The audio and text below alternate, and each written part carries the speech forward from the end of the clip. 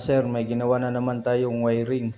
Ang ginawa natin mga sir, nilagyan natin ng panibagong linya yung binili ni sir na mini driving light.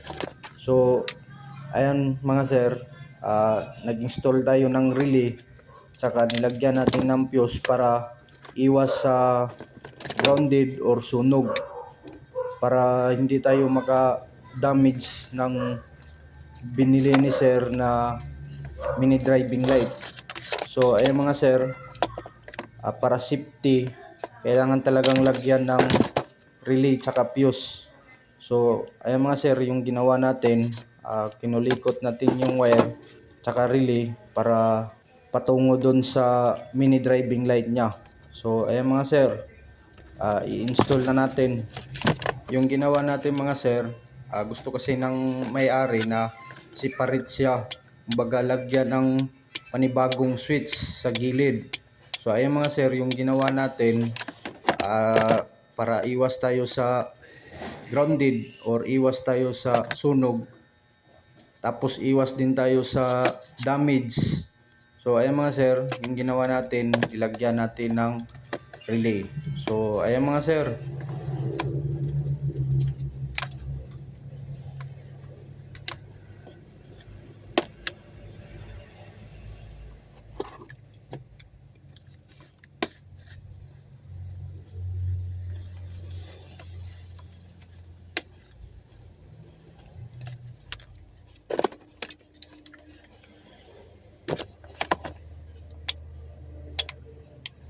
So ayan mga sir, natapos na yung isang relay, may supply na sa patungong switch.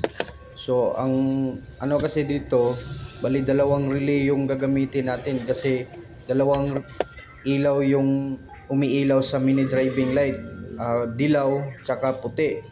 So yung isa naman patungong combination switch para sa dimmer nya. So ayan mga sir, yung isang relay natin para safe talaga, walang sunog or di ma-damage yung mini driving light, yan nilagyan natin. Kumbaga dalawang relay yung gagamitin natin mga sir. So ayan, i-install na natin yung isa. Mahirap kasi mga sir pag mga ganito, sobrang mahal pa naman yung mini driving ni sir na pinili. Mahirap na, baka maka-damage tayo or masunog. So for safety mga sir, ito ang gagawin, yung ginagawa ko, lagyan ko ng dalawang relay.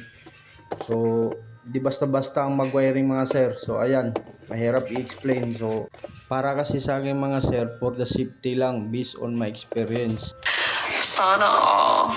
Iba-iba kasi yung diskarte bawat electrician. So ayan mga sir. Sting pa. Ito. Ito.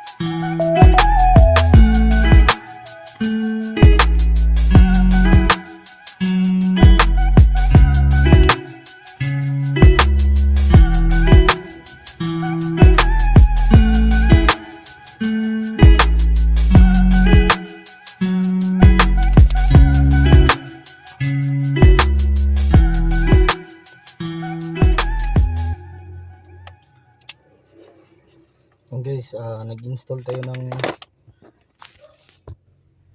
mini driving light, kaya kailangan natin ng relay. Ito, relay saka fuse holder,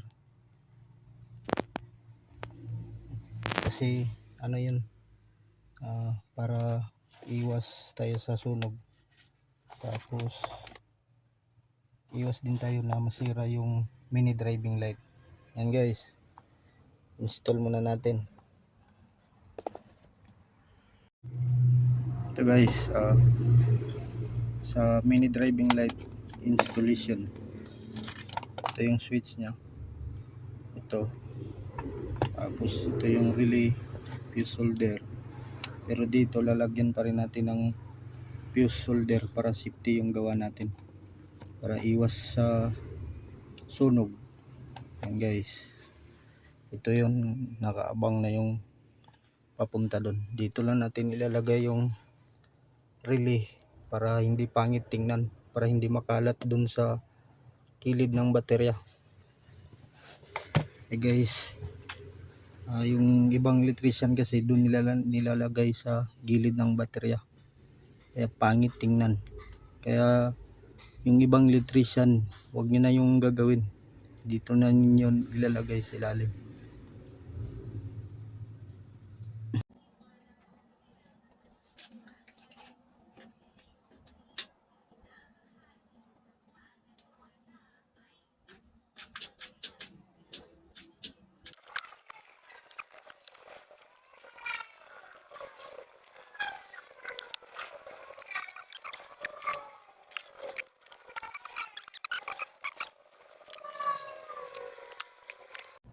Guys, natapos na. Yan, kabit na natin.